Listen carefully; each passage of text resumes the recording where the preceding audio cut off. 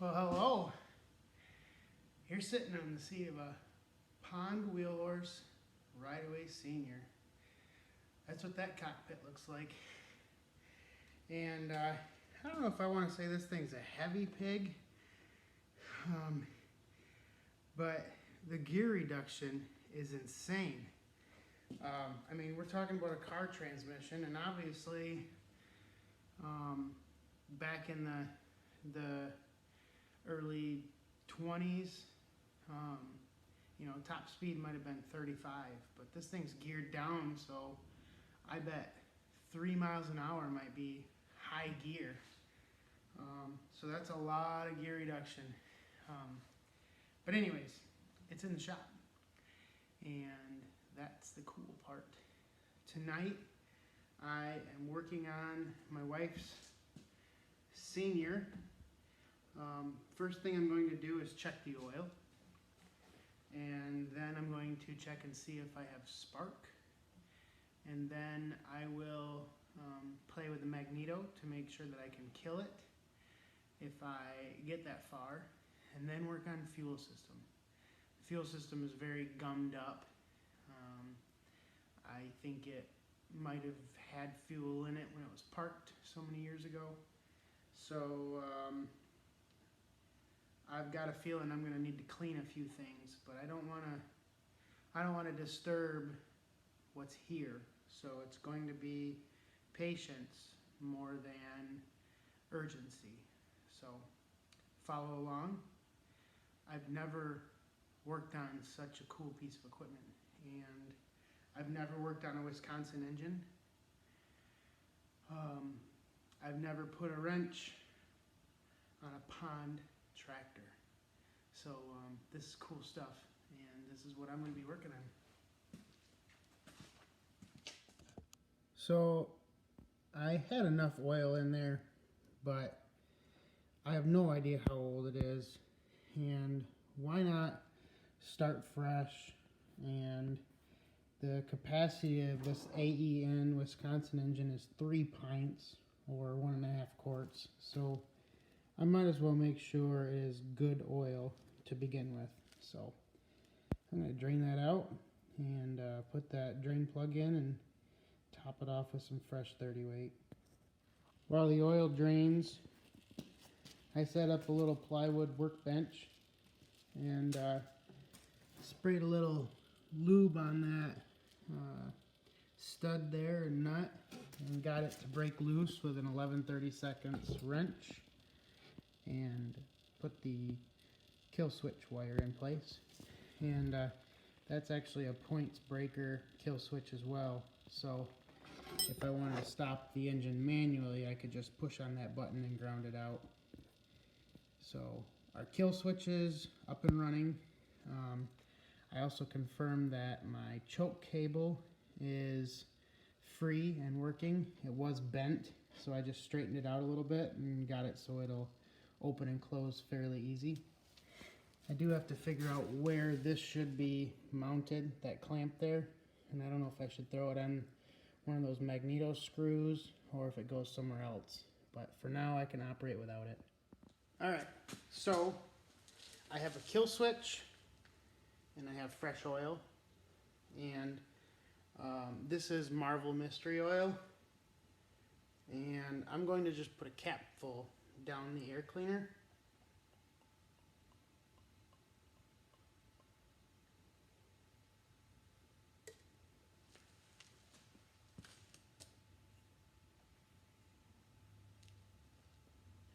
Then I'm going to pull it over a few times, and then I might even put a little gas down there just the same way, just a little bit.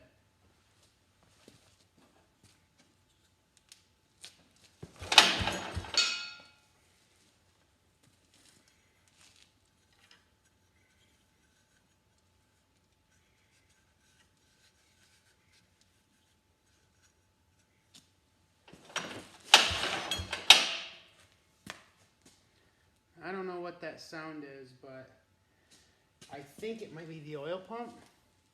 I hope it's the oil pump.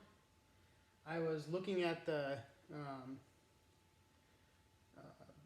AEN Wisconsin manual, and it looks like there's like a trigger when the crank comes around that the connecting rod hits.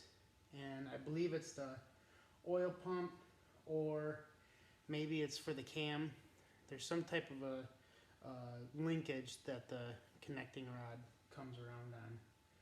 I hope that's what happens.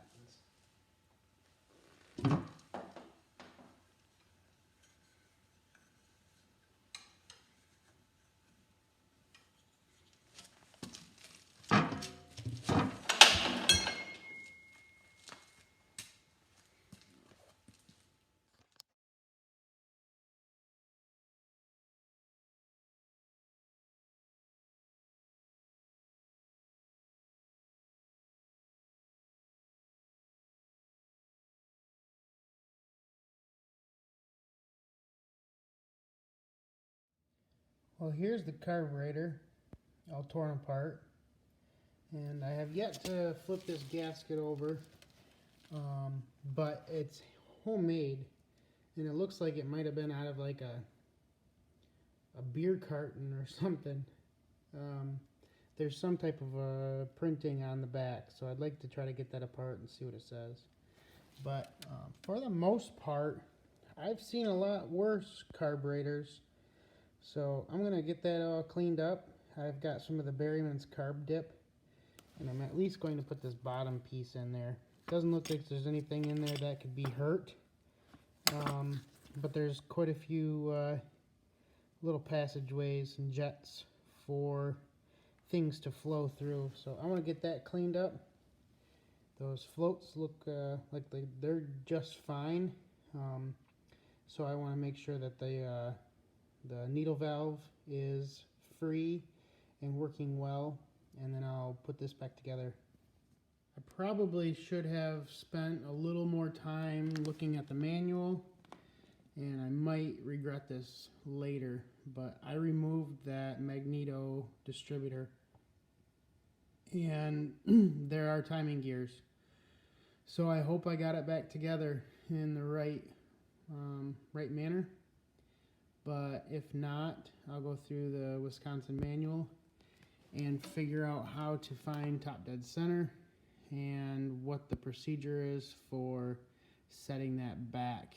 And it could be just as simple as pull that spark plug right there and rotate it until it's at top dead center. I don't know, but there's a good chance I'm a tooth or two off. But I need to get good fuel to this. I did try putting some down this little carb elbow, but it was just leaking all over the place. So I don't really know what's going on. Well, the float and the needle valve were good and clean. Everything came apart very well. That's what I was talking about that homemade gasket. I can't quite identify it. So if anybody knows what that actually is, it'd be nice to know. Just out of curiosity. I have both halves of the carburetor soaking in the Berryman chem dip, and I'll let that have at it for a little while, and then I'll blow them out good and clean and rinse them out, blow them dry again, and in the meantime I'm going to check into that timing deal with the magneto and see if there's a way I can double check that. I do have a feeling that most times there's just a few degrees past top dead center, so I might just pull the spark plug and see if the piston comes right up to the plug, just like that. And if that's the case, I can roll it over slow with like a pencil down in there and take this points cover off. There's actually points underneath there, and see if just past top dead center, if the points open up. That would be able to tell me if I'm close. Alright, well, that carburetor has been dipped and parts washed and cleaned up real well inside and out, and it is now got fuel in it. I do need to adjust that fuel screw. Before I tore it apart, I just bottomed it out, and it was only a half turn off bottom, but that's where I'm going to start it and see what needs to be done from there.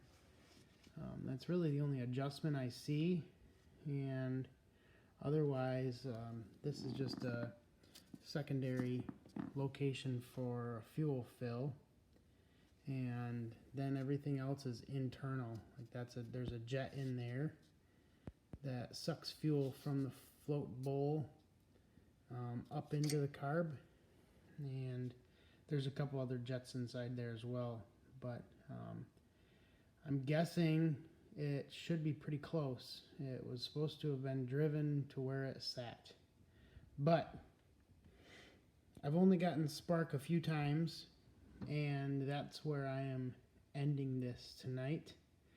I need to get spark. Otherwise, I feel like this will fire up. So I did check. I've got my 15 thou gap on the points as it's noted in the manual, but I'm still not getting spark. And I filed the points, and I'm still not getting spark. So I've got to figure out if maybe the coil's bad or that condenser needs to be replaced, and go from there, I guess. Oh, and look at that. Looks like my float's stuck. Things are getting wet.